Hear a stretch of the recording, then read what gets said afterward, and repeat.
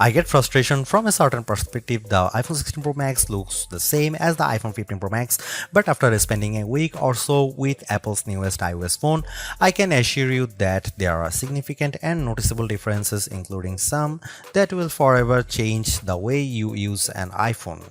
First, this phone is bigger. The titanium body is slightly larger and 6 grams heavier than the iPhone 15 Pro Max. The screen is a hair's breadth away from 7 inches, but the Super Retina XDR OLED screen is larger not just because of the chassis. Apple slimmed down the bezels on the iPhone 16 Pro and Pro Max to give you a giant 6.9-inch canvas of bright, colorful pixels. The other major difference is a new button on the right side below the power or sleep or Siri button. Apple would prefer that we do not call it a button, though it is in part 1. You can press the recessed camera control button down and it moves, but it also has a haptic response that makes light presses feel like the button is moving. It even includes gesture recognition. While the new button's name and its primary utility speak to photographic pursuits, this is a customizable control that will soon offer one-press access to Apple's new Visual Intelligence Object Identification feature. On the inside of the iPhone 16 Pro Max is a faster and more efficient A18 Pro. It's not hugely different from the A17 Pro that came before it, and most customers will never tap into its true power, but it's clear to me that Apple's Pro line of smartphones are more than ready to live up to their names. If there was ever a pocket supercomputer, the iPhone 16 Pro Max might just be it. All this hardware is in some ways no more than a vessel for Apple's next big thing, Apple Intelligence. However, Apple's own take on AI is also the greatest source of frustration, as it's far from complete. In fact, early iPhone 16 customers won't see much of it at all unless they install an iOS beta. Features like writing tools, a prettier and somewhat smarter Siri, summaries of long emails, and Photos updates, such as creating your own memories based on a prompt, should show up soon after the iPhone 16 Pro Max starts shipping, but other features are essentially to come. There is no image generation, Genemojis, ChatGPT integration, or support for languages other than English, and Siri has yet to display any of its existing personal context capabilities, which might be Apple's secret weapon when it comes to winning the AI battle. Siri with Apple Intelligence will eventually be able to use what it knows about you from all your information on the phone to better help you get answers and get things done. All of this might show up this year or it might be next year, and that fact puts a little damper on my iPhone 16 Pro Max enthusiasm. If you are not buying this new iPhone for Apple Intelligence, then allow me to direct your attention to the formidable camera array. While it's not entirely new, there is a new and faster sensor behind the 48 megapixel main fusion camera, and the ultrawide makes a leap from 12 megapixel to 48 megapixel. The 5x optical zoom is mostly unchanged, as is the 12 megapixel true depth selfie camera. There are, however, myriad new imaging and even audio tricks that I'm certain every iPhone 16 Pro Max owners will love. There's 4K 120fps videography that can, via a new speed tool, be stopped down in increments to give your videos a truly cinematic feel. There are also new audio mix tools that, in certain environments, can add studio quality to audio that wasn't captured with a microphone. Apple has also added some new image styles and undertone controls that I'm not sure will get as much use as Apple would prefer. If you are asked to me, the choice between the base iPhone 16 and the iPhone 16 Pro Max is simple. You gain a ProMotion display, a 5x zoom camera, and Apple's most powerful mobile chip. The differences between the iPhone 16 Pro and 16 Pro Max, however, are more subtle this year. There's the screen size, 6.3 versus 6.9 inches, and the battery size, which results in at least an hour of extra battery life, and that's essentially it.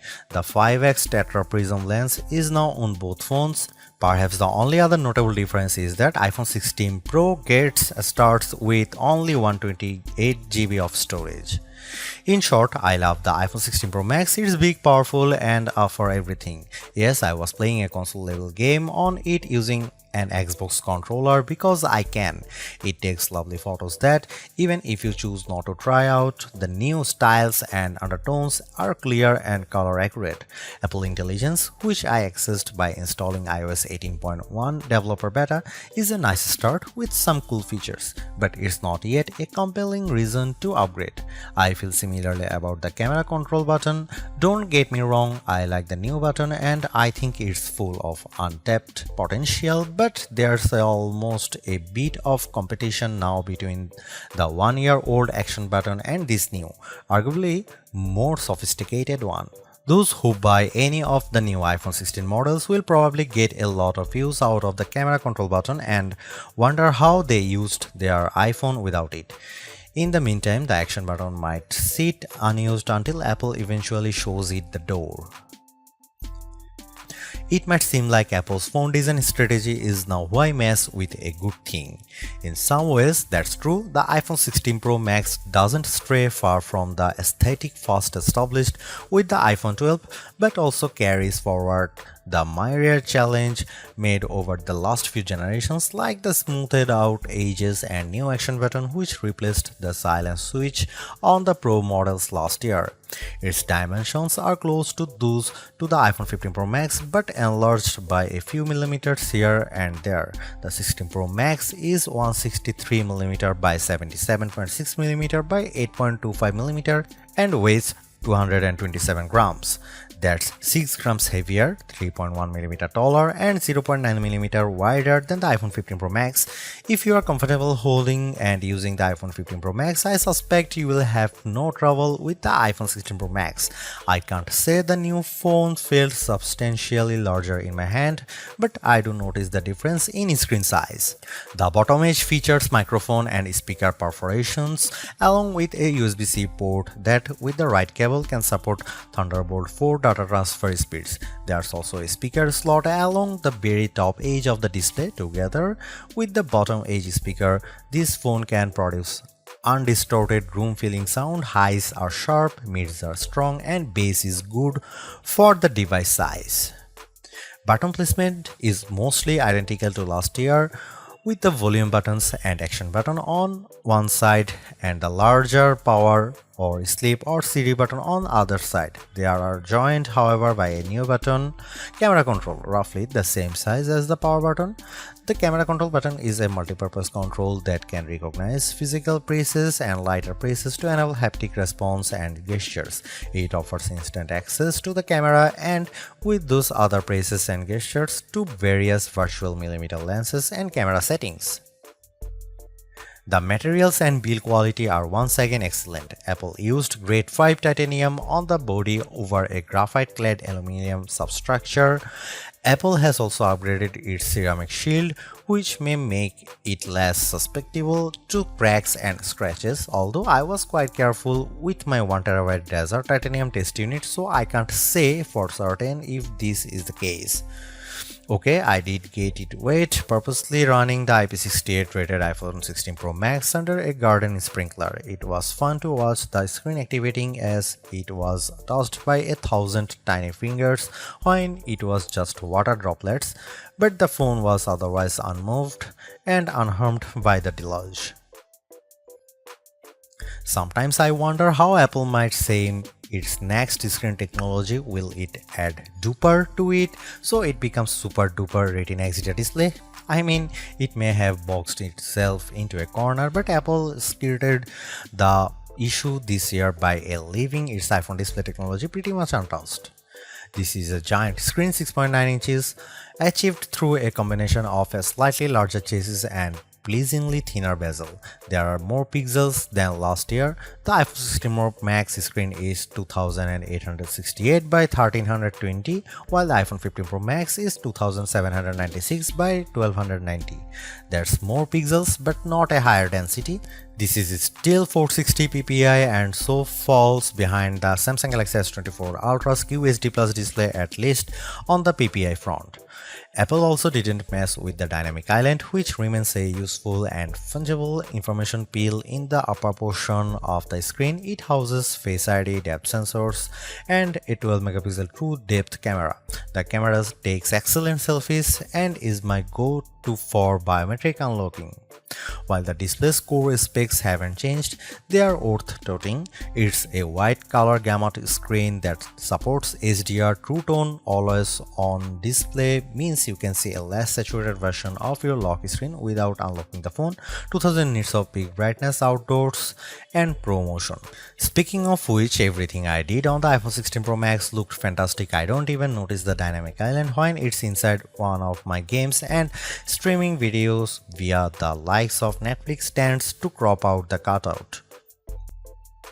I know everyone wants to talk about Apple Intelligence, but it's the changes to the core iOS 18 platform that will have the biggest impact on your iPhone 16 Pro Max day-to-day use.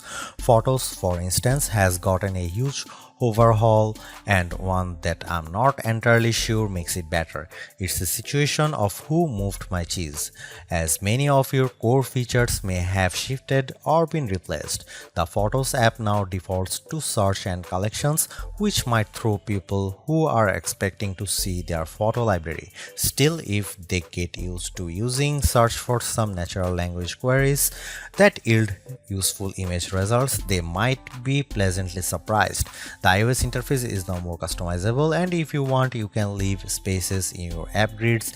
You still can't place an app icon in space that, say, straddles two spaces in the invisible grid, but I think people will appreciate this new level of flexibility. Apple seems a bit obsessed with summarization. Summaries exist in writing tools and in the new Safari, which has a slightly hidden highlights feature. Look for a tiny hamburger menu on the left side of the address bar. You can use that to turn it on, and it will take, for example, a lengthy New Yorker article about Ronald Reagan and condense the thousands of words into a paragraph summary. Impressive. So, I worry that such a boil down might leave out important nonsense. There's even a new passwords app that consolidates and surfaces all the password feature Apple has previously hidden in features like keychain. Now you have an easy to access app to manage sometimes confusing password and security word. One of my favorite new iOS 18 features is Math Notes. Inside Notes, you can scribble any question, and when you put an equal sign at the end of it, Math Notes automatically solves it and writes the answer in what will look just like your own penmanship. It's a smart bit of machine learning. None of this is as sexy as Apple Intelligence, but this and the myriad of other changes coming with iOS 18 might be more readily practical than what you can currently do with Apple's AI efforts. Apple's 13-year-old digital assistant has burst out of its floating bubble, and now when you summon it, takes over the whole screen. I switched between calling Siri by name and using a long press on the power button to call it, and each time the entire screen was encased in a beautiful multicolor glow. The display almost appears to flash when you press that button, and when you make your request, the screen pulses in response. Siri really seems more alive than ever. This, too, might be the most exciting part of the update. Apple Intelligence features that give Siri access to information about you on the phone to make its responses more contextually relevant are not here yet, nor are app insights that might help dig into applications to enable features and actions. Instead, we get a Siri that is somewhat better at handling the ahs and ums that sometimes happens when you are trying to craft a Siri prompt. I found that Siri can understand some confused talk, although if you are nearly incoherent, Siri will be lost too. Siri did well on some question and was effective at opening the FaceTime camera when I said I wanted to take a selfie. It also did well when I asked how I could share my Wi-Fi password, returning a concise step-by-step guide. One other nice Siri update is the text to Siri. All it takes is 3 taps on the bottom of the screen to open a Siri window in which you can type in your prompt. It's a nice, discreet way of getting the answer or help you need. Writing tools, which you can find when you type text in notes, emails, or messages, offers to make your writing better in a variety of ways. I'm a confident writer and communicator in email and messaging, so AI assistance in these tasks doesn't appeal to me. There are 2 millions who feel otherwise and may find these tools useful. I noticed how while writing tools offers to make your text more professional, concise and friendly, it does a stellar job of never losing a misconstructing the meaning of your original text. Photos is where Apple Intelligence shines. The new cleanup option in Edit is effective at removing unwanted objects from phone. When I opened a photo and tapped the cleanup eraser icon, it immediately offered to remove a few people from the background of my photo. I wanted to keep them, so I choose an object I wanted to remove, drawing over it. Precision is not a necessity. I drew over parts of it and cleanup identified the complete object. When I took a picture of my wife at an outdoor restaurant, I noticed that you could still see all the cars parked behind her. I used cleanup to remove them one by one. It did a good job. In all, Apple Intelligence shows early promise, but compared Google Gemini and Galaxy AI, it seems a bit limited. Siri still doesn't have that open LLM feel where you could ask it almost any question or solve any problem. There is no AI image generation, not even the promised Gen emojis. It's still an English-only tool, and the promised third-party integration with ChatGPT and potentially Gemini have yet to materialize. It's a good effort, but this version of Apple Intelligence is not the one that will spark a billion upgrades. While Apple hasn't radically changed the iPhone's camera array, there are enough changes in hardware, software, and image processing, along with the aforementioned camera control button to make the imaging system feel fresh and new. On paper, we have just one notable megapixel upgrade, the 48 megapixel ultra-wide camera, which will not only improve wide-angle shots but has a measurable impact on macro quality. Still, even though Apple didn't squeeze a much higher pixel count into the main camera, it did upgrade the sensor and is promising much faster shutter speeds, and the autofocus is now enhanced with dual autofocus sensors. These are the kinds of incremental changes that should improve both the experience of using the quality delivered by the main camera sensor, but they are also hard to measure. More on that in a bit. The 12 megapixel 5x optical zoom is essentially unchanged from last year's iPhone 15 Pro Max. The biggest news here is found not on this phone but on its little brother, the iPhone 16 Pro, which also gets the tetra prism lens. Last year's Pro model was stuck with a just 3x optical zoom camera. Similarly unchanged is the 12 megapixel FaceTime camera on the front. Here are some camera samples of iPhone 16 Pro Max.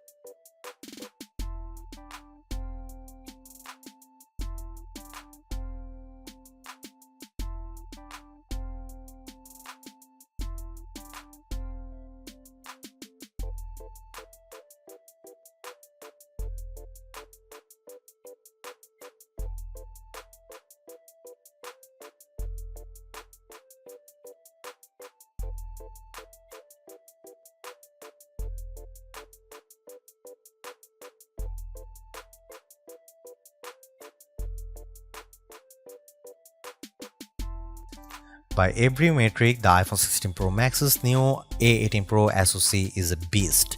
It outperforms the A17 Pro and Qualcomm's Snapdragon 8 Gen 3 in most benchmarks, while Apple isn't backing the CPU with as much memory as you might find in, for instance, a Google Pixel 9 or Samsung Galaxy S24 Ultra. The iPhone 16 Pro Max and its A18 Pro chip make good use of the 8GB it has. That the iPhone 16 Pro Max is essentially a mini computer in your pocket should surprise no one. Apple Silicon has provided ample power for everything from everyday productivity tasks to 4K video editing and AAA console gaming. The A18 Pro is no different, but in this case, we have an even larger canvas on which to enjoy its benefits. I'm not sure I could find a task this phone couldn't handle. If I have one criticism, it's that the phone does seem to get a bit warm during, for instance, gameplay and video editing in CapCut. I don't know if this is the graphite covered aluminum substructure more efficiently delivering heat from the chip to the body or the phone overworking. The good news is that this does not adversely impact performance or battery life. Call quality was good, and I am pleased to see that this is now a future-leaning platform with Wi-Fi 7 support. There's also Bluetooth 5.3 support and second-generation ultra-wideband. It helps in my Find My app, which I used when I purposely misplaced my new AirPods 4. In the US, the iPhone is now eSIM only, which I like, although some people miss the physical SIM card. I appreciate the ease of switching eSIMs from one phone to other and how easily the iPhone 16 Pro Max lets you switch between multiple eSIM numbers on the iPhone 16. The iPhone 16 Pro Max delivered some of the best Future Labs battery drain results I have seen. We got an average 16 hours of battery life on our tests, and anecdotally I saw between 14 and 17 hours depending on activity. That's impressive. Apple is finally supporting QI2 wireless charging technology and provided me with a new QI2 supporting MagSafe charger and a 30-watt charge adapter. The iPhone 16 lineup ships with a 60-watt capable USB-C cable but no charging adapter. Using those two accessories, I recharged the iPhone 16 Pro Max at 44% in 30 minutes. Apple claimed 50% in 30 minutes, so this is pretty close. A full charge took about 2 hours. One thing not a lot of people know is that with a standard USB-C cable, you can charge your AirPods or Apple Watch off the iPhone. Should you buy the Apple iPhone 16 Pro Max? You should buy Apple iPhone 16 Pro Max if you want the biggest and best iPhone ever. There has never been a larger iPhone or a larger iPhone screen than the one found on the iPhone 16 Pro Max. Buy it if you want a head start on Apple Intelligence. Apple Intelligence feels like an exciting experiment that has some stellar capabilities like cleanup and more forgiving Siri, but it is far from finished. You can get in on the ground floor now too. Don't buy iPhone 16 Pro Max if you want more affordable big screen power. The iPhone 16 Pro Max holds the line on price, but it still starts at $1,199 US. If you want to save a couple of $100 but still get the big screen fun, you could look the Google Pixel 9 XL. Don't buy it if you want more megapixels. While 48 megapixel is nothing to sneeze at, the Samsung Galaxy S24 Ultra offers a 200 megapixel main camera. The iPhone 16 Pro Max have everything we have come to expect in a year-over-year upgrade even without Apple Intelligence. The 6.9-inch iPhone 16 Pro Max have a slew of upgrades including a good battery life, outstanding photo and video chops and iOS 18. The iPhone 16 Pro Max are excellent phones worthy of a spot in your pocket if you can afford them.